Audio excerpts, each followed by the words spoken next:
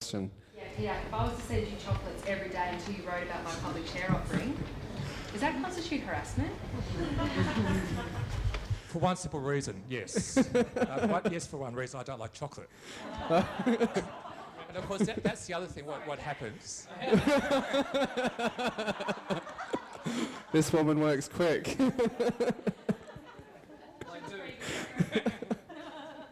But that sort of brings up another point, because the other thing that happens is when people ring you up, they assume a huge familiarity with you. And they call you love and all sorts of things. And I'm sorry, but I'm just not a love person. Some of the journalists might be, some aren't. And so don't... You're more baby. Yeah. But what I'm trying to say is don't sort of assume too much familiarity to try and sort of be friendly with a journalist. You know, it still is a professional thing. So take time in establishing it.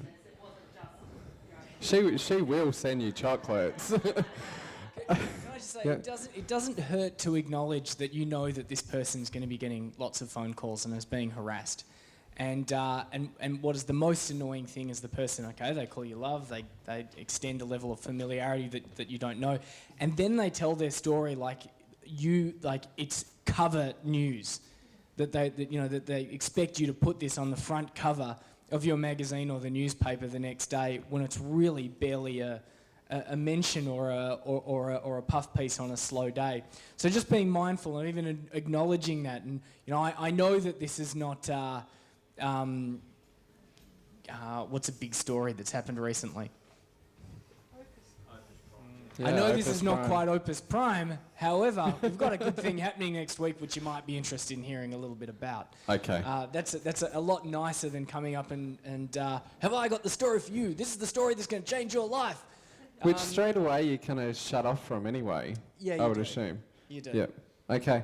Tony, maintaining momentum, how, because we don't just want to send one press release out, we want to keep it going. But I guess as business owners, how do we manage that? And how do we manage the time to do that consistently? Okay. I'll just try and think of an example here, but which I haven't really sort of pre-prepared. But a company which has got perhaps an application which covers different industries, so it may cover the transport industry, it may cover the health industry. So that organisation should really be thinking about doing media releases which are relevant to those particular sectors that they're involved in. So one media release may be how their application is working across the health sector and the benefits and advantages there, and then they might do a completely separate release out to the transport sector about how it's being used in there. And it's all about really creating a bit of buzz and momentum about what they're doing across different areas, and over the course of time, assuming that it gets some pickup, there'll be more market awareness about that organisation, and perhaps the ultimate reason for putting out a press release hopefully is not just for ego, but it's all about getting business from the company's perspective. So when they put out a release, if it gets picked up, they're hoping that their target business audience are going to be reading that and then giving them a phone call. So that's really what it's all about.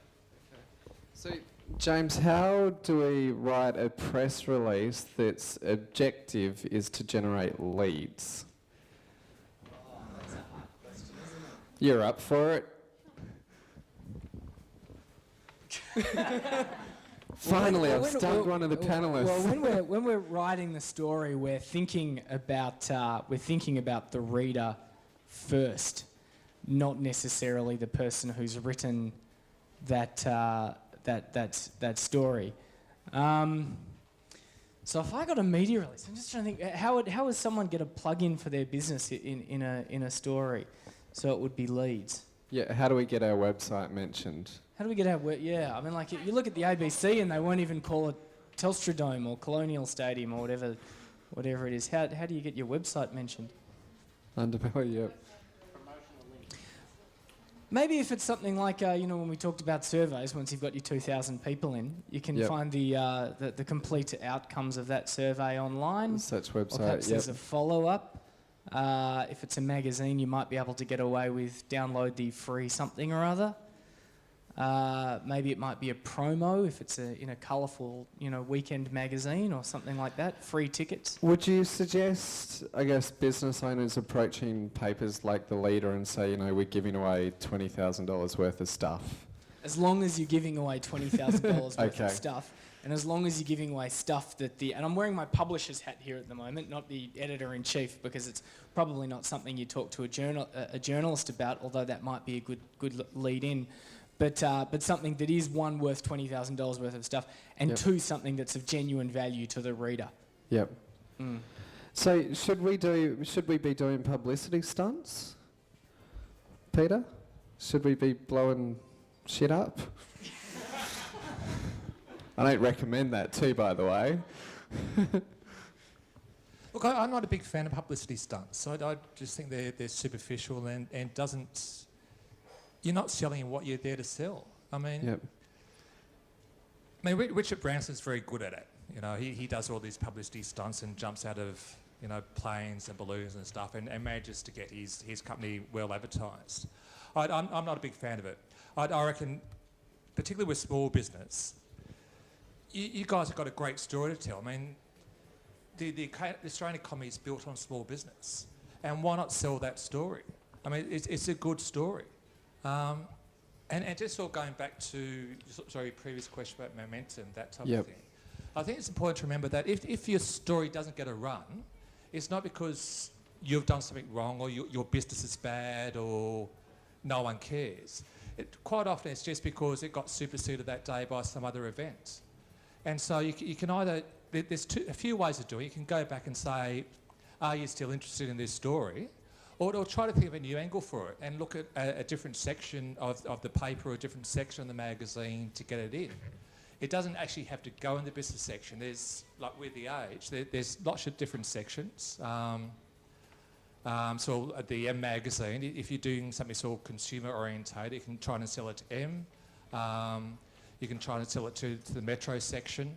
And just sort of try to reinvent the story rather than just giving up and throwing your hands up in the air. And what's your view on a person sending the same media release to you every day for the next 2 weeks? 'Cause I'm guessing that happens from time to time. Or you just delete it. Yeah. Yeah, you don't send the same release to the same person the whole time. But say if I'm trying to pitch a story to Tony, if I pitch a story to Tony, send him a press release, he doesn't pick it up. I've got the option to ring him and say, aren't you interested in the story? Why not? Normally, journalists will say, why not? Just say, look, it doesn't really appeal or it doesn't fit in with my section. And so what I can then do is rewrite the press release, retarget it to another section to get into that section. And so when you're looking at papers, it's not one paper. There's all different sections within the paper Yep. that you can target. And each one can have a different headline and a different angle. Yeah, and it's got Yep. a different editor. Yep. So you Yeah, okay. So you're not get the stalking best them. run. Yeah. Okay. So Tony, starting with 7 secrets to creating a media release that turns heads. Number 1, have a strong story angle. What constitutes as a strong story angle? Well, a strong story angle is really, again, something that the journalist will see as news, and ideally it's something that is new, unique, James. Everyone likes that word, unique. But it's a story angle which is something really hot. Like, actually, just as an example today, someone wrote a press release to put through my system, and they rang me and said, would I mind if they read me their release before they sent it out? And it's a South Australian company that's got this world-leading technology that they've developed for cars, something to do with hydrogen-based systems that they put in cars, and it saves petrol and all that sort of stuff. The world-leading part, I think, was in the third paragraph. Exactly how the technology can be applied in the real world was in the second paragraph. So they read me the whole release and I said, look, you really need to change that whole release around and get the angles up into the headline and into the first paragraph. It's the old who, what, when, where, why and how. You need to have those things, right up there. In that order? Not in that order necessarily, but you just need to have as much of that as you can, right up the top. Fantastic. Submitted a Paul. James? We get articles as well too, written by freelance and contributor journalists. One of the first things he usually does is delete the opening paragraph.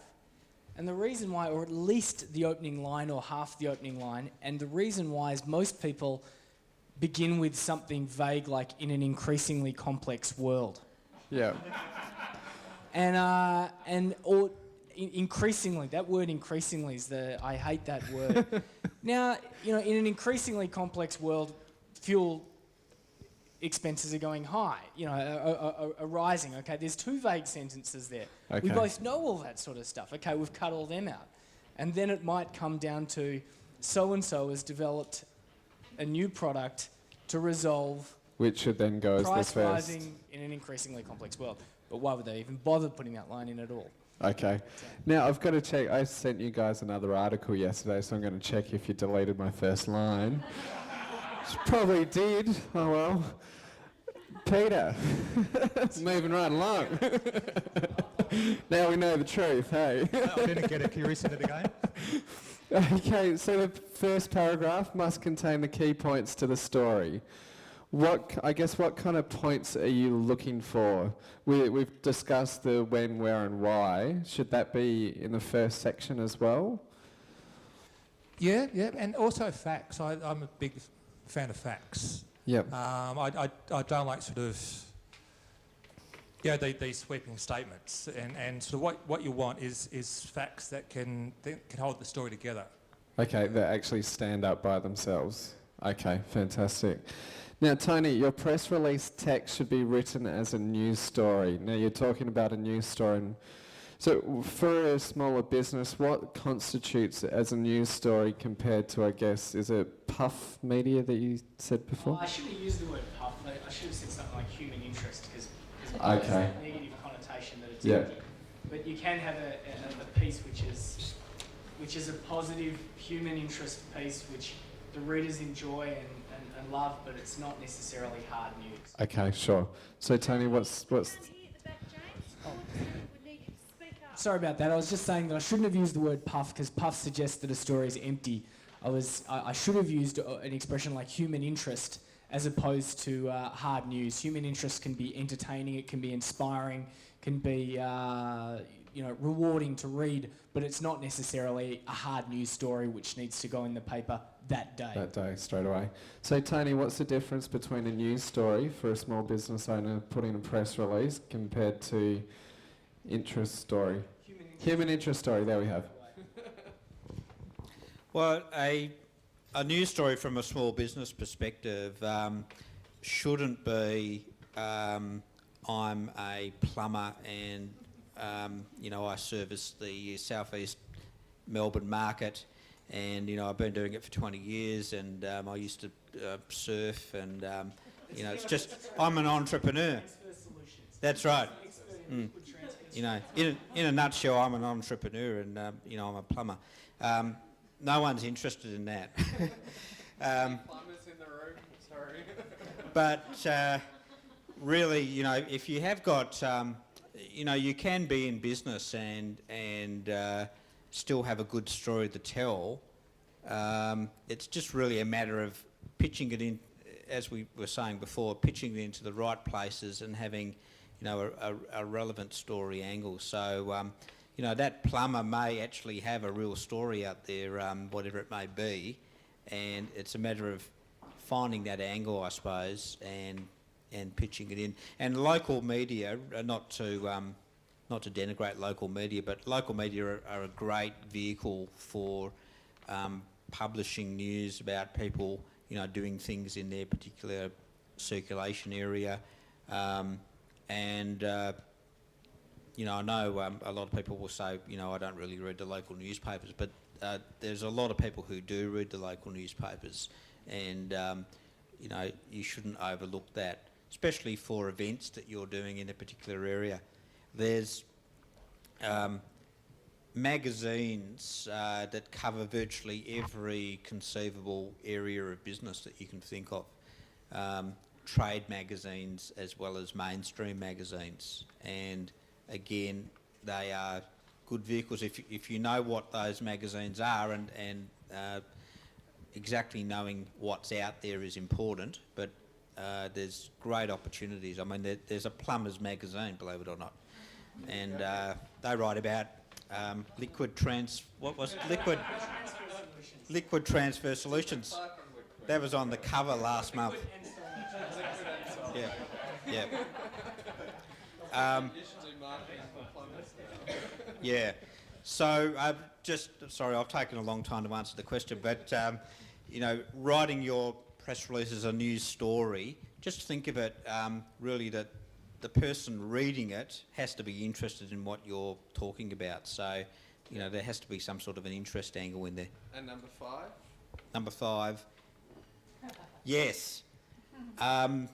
Being a sub-editor as well, there's nothing worse than getting anything, and I'm really pedantic about it now. If I read a book and I find a typo in the book, it really annoys me.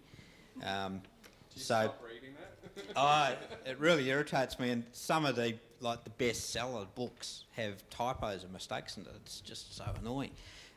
So you want to make sure that your press release is really clean and well written in terms of your grammar, your punctuation, using the right words, not the wrong words. Things that experts, you know, journalists are going to pick up on straight away and go, hang on, this person can't even spell, you know, how can they run a business? So if you want to annoy Tony, just send him an email with lots of mistakes in it. Do that for you tomorrow. James, use direct quotes to make the media's job easier. Now, I know for press releases, it can be easier if you have other experiences, like potential clients that can talk Yeah. for the press release. Where are we going with this? So- Quotes are very good in terms of getting an idea of how the experts who they're presenting to you, say the CEO or the managing director, is able to communicate to. Once again, if it's we're very pleased with the initial offering today as a strong endorsement of our company. It's you know, that's a fine quote and all, but it's not necessarily going to grab your attention. A